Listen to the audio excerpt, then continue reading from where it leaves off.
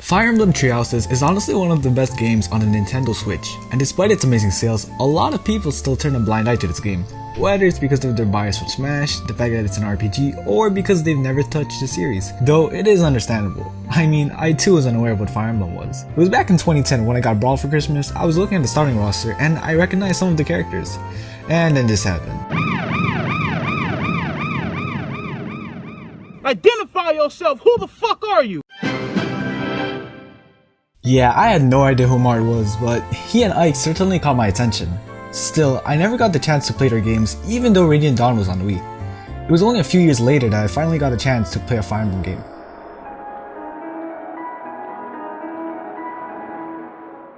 Since it was my first time touching the series, I didn't have any expectations. After playing, I can say that I really enjoyed it. I genuinely thought it was a good game. While looking back at it, it's obvious that it had many flaws that I didn't notice at the time. But this game definitely made me a fan of the series. So I then decided to play Fire Emblem Awakening, but my 2DS broke and I never got to finish it. Then fast forward to 2018 and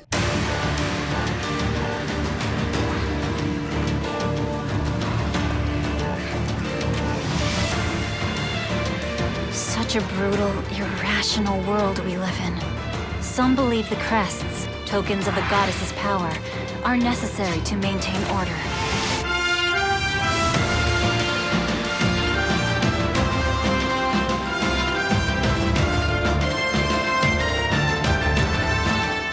holy shit, that was hype. And after a year of waiting, it finally came. How was it?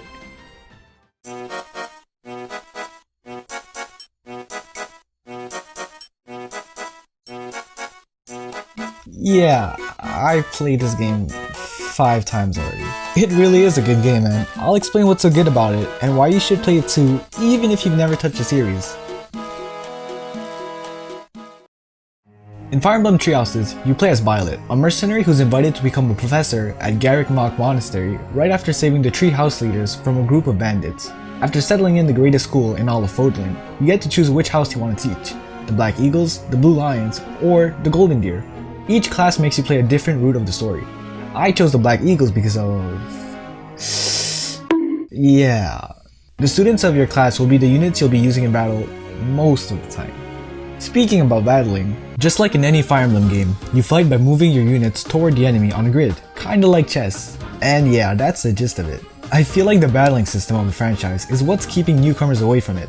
Moving characters on squares doesn't look too appealing at first glance. I mean, some of my friends actually told me the game looks kinda boring and complex with its board game-like design. And I see where they're coming from, but battling really is fun once you get the hang of it. It's kinda like learning how to play an instrument. It sucks when you don't understand the notes, but when you learn how to read them, it becomes way more enjoyable. You really don't have to worry, because the game does a really good job with the tutorial.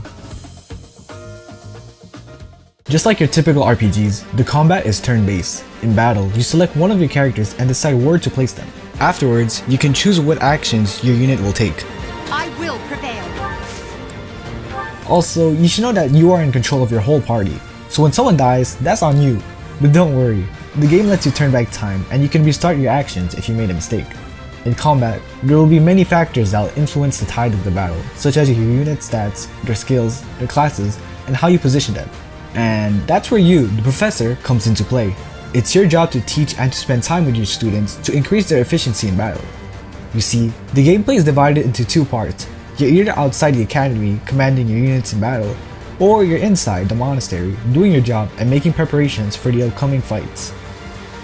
Three Houses uses a time system to progress the story. At the beginning of the month, you are given information for the upcoming mission. Then, on the weekends, you'll be able to decide what you want to do for the day.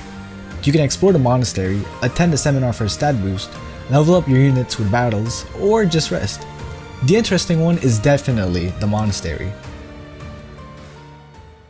It's in this wonderful place you'll be spending most of your time throughout the game. The monastery just has this cozy feeling, letting you know that everything's gonna be alright. It's full of good vibes. It's mainly here where you'll get to know more about all of the characters. When you talk to them, they usually give their opinion on the recent events or the upcoming missions. This lets you become more attached to the students and you'll learn more about the world of Fortree. You can also spend more time with your units by eating with them, giving them gifts, or even having tea with them. It's hard, I can't. This is...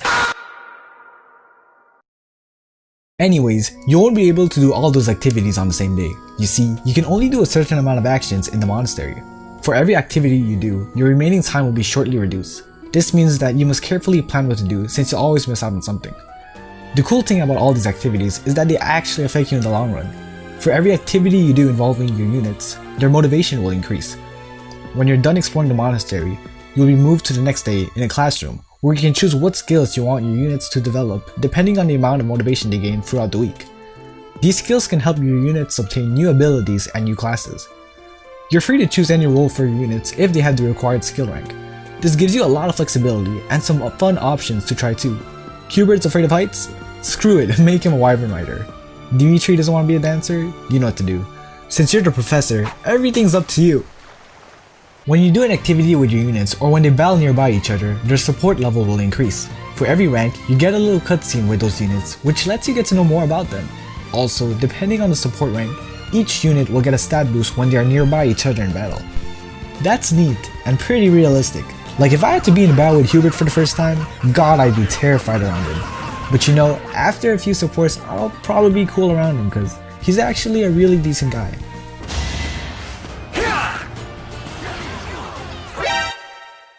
Aw shit. Now that I think about it, so many characters are like that. At the beginning of my playthrough, I wasn't a fan of some students. Mainly you. But as your support level increases, you get to understand more about them. You know, Lawrence does seem a bit arrogant, but he's a really nice guy. Felix looks like a jerk, but he really cares about his friends. There's more to Leonie than just her Gerald shenanigans. Hubert is a great and very loyal servant to Edelgard, and Sylvania is just wow. An amazing character. He's not your typical skirt chaser. And that's what's cool about this game. By spending time with your units, you'll get to learn more about their backstories, and you improve their efficiency in battle. Honestly, the characters are definitely one of the best aspects of the game. Throughout the story, you'll see their character development and how you affect their lives. Seeing them interact with each other is also really satisfying, like at the dining hall or during the group tasks. Some characters have unique dialogues and they are really entertaining. By the way, sometimes you find edible plants among the weeds. Please do not eat the weeds. I am just saying. Or awkward depending on the support level, which is quite a nice touch. I find it difficult to eat when you stare. My apologies. You and the professor are both so fascinating, I simply cannot help myself. Also, the voice acting in this game, it's amazing. I am and will always be an English subtitle person, but damn, the voice actors are incredible. They did an amazing job bringing these characters to life. Rhea and Dimitri are phenomenal.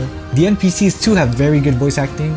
Yes, I'm talking about the Gatekeeper. And would you believe me if I said these two characters share the same voice actor? Also, the music in this game is just so good.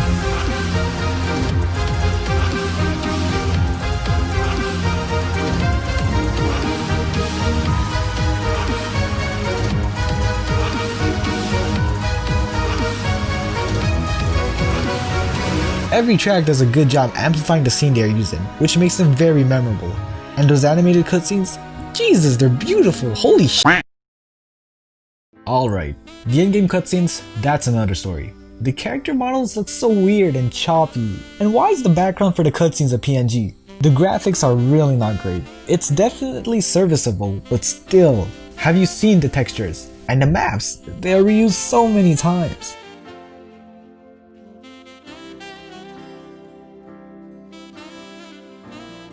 Despite these graphical flaws, Fire Emblem Three Houses really is a pretty good game. You see, it really makes you feel like a professor. During your playthrough, you'll spend a lot of time with your students. Some are kind and sweet, while some are annoying and bad in combat. But the time spent with this lovable cast of characters will matter to you when it comes to the intense battles, and it will immerse you into the world of Fodland. You'll realize that the fun and engaging combat, the compelling story, and the amazing soundtrack will make this game an enjoyable and incredible experience. So, if you've never touched a game in the series, this one is definitely the one to start with.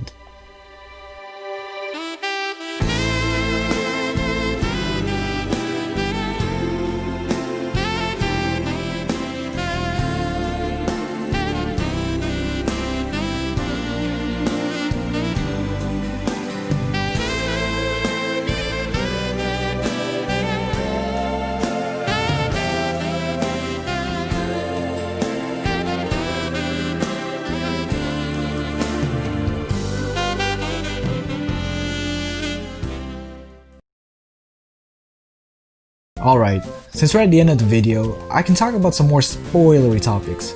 First, I may have chosen the Black Eagles, but the Golden Deer is definitely my favorite class. They had the weakest story, but they had the most fun cast. The Blue Lions in my opinion had the best story, and I wish Crimson Flower was longer. Best boy is Claude, best girl is Lysithea, and for those who are curious, I supported Edelgard, Hilda, Lysithea, Constance, and Sotis. Yep, I married my great-grandma.